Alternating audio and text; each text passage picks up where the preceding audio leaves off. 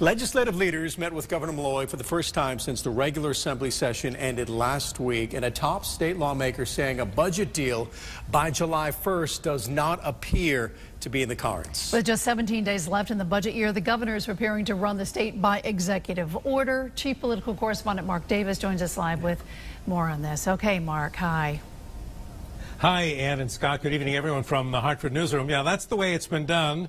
The past 2 or 3 times it's happened over the past 27 years, an executive order month by month, while everybody keeps talking. Meanwhile, the red ink keeps piling up.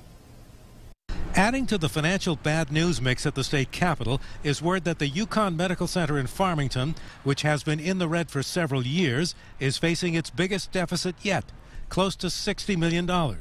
Some of it because of the same reasons the state has so much red ink, rising employee benefit costs. It's just one more factor that legislative leaders meeting with the governor for the first time since the regular General Assembly session ended have on their very crowded budget crisis plate. Both the governor and the Republicans say the only alternative for the health center is to merge like other hospitals have done. We have a different world now. We're seeing what's happening with hospitals all over the state. Yukon Health has to get together with either John Dempsey or Hartford Hospital. You need to get together and make that partnership.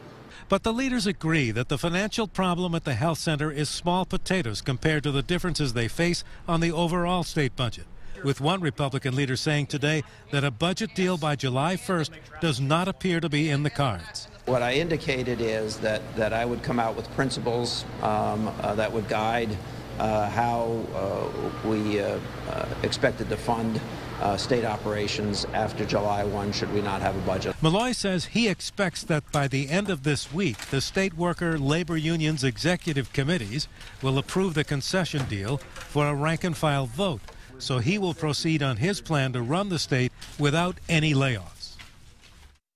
But Republican leaders insist that that concession deal, even if it's approved, is not nearly enough because the deficit is even worse than when that deal was negotiated.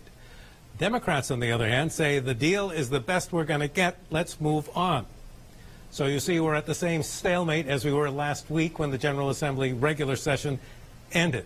There's talk now at the state capitol about the Democrats trying to cut a deal on their own with the governor and trying to pass it with their very slim majorities in both the House and the Senate, extremely tight in the Senate, without participation from the Republicans.